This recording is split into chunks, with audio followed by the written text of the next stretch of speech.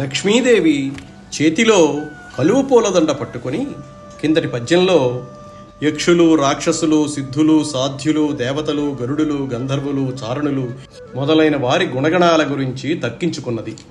ఇప్పుడు శ్రీ మహావిష్ణువు గురించి ఈ విధంగా అనుకుంటున్నది. అమర ముత్తైదువునై ఉండవచ్చును, వరుసకు సవతులెవ్వరును లేరు, వెలయంగ అశ్రాంత విభవమీతని ఇల్లు, శృంగార చందన సీతలుండు, కలగడెన్నడు శుద్ధ కారుణ్యమయమూర్తి, విమలుండు కదిసి సేవింపవచ్చు, నెరినాడి తిరుగడు నిలుకడగలవాడు, సకల కార్యములందు జడత లేదు, సాధురక్షకుండు షడ్వర్గరహితుండు, నాథుడయ్యనేని నడపనోపు, ఇతడే భర్తయనుచు ఇంతి సరోజాక్షు పుష్పదామకమున పూజ చేసే. లక్ష్మీదేవి విష్ణువును మెచ్చుకున్నది.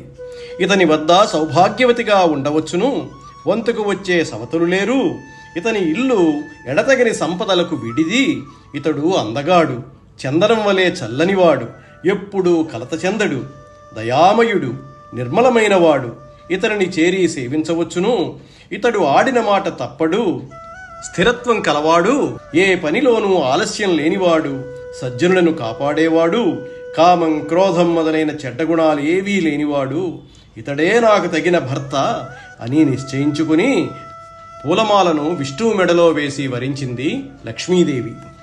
ఇందీవరదామమున ముకుందుని పూజించి తనకు కూడి వసింపన్, మందిరముగ తద్వక్షమున్ అందసలజ్జాసు దృష్టినాలోకించెన్. లక్ష్మీదేవి కలువ పూలమాలతో విష్ణువు కంఠాన్ని అలంకరించింది. తాను చేరి నివసించడానికి ఆయన వక్షస్థలాన్ని ఎన్నుకున్నది. ఆ విశాల వక్షాన్ని సిగ్గు నిండిన చూపులతో మరీ మరీ చూచింది. మోహరుచుల వలన ముద్దియ తల ఎత్తు, సిగ్గు వలన బాల శిరము వంచు, ఇంతి వెరగు వలన ఎత్తదు వంపదు, తనదు ముఖము ప్రాణదయితు చూచి. పెళ్ళుబికిన ప్రేమతో లక్ష్మీదేవి తల ఎత్తింది, సిగ్గుతో తల దించింది. ప్రాణవల్లభుడైన ఆయనని చూడడం వలన కలిగిన తొట్టుపాటు వల్ల మొగాన్ని ఎత్తడానికి గాని దించడానికి గాని ఆమెకు శక్తి లేకపోయింది. హరిసూచిన సిరిసూడదు, సిరిసూచిన హరియు చూడ సిగ్గును పొందున్, హరియును సిరియును తమలో సరిచూపుల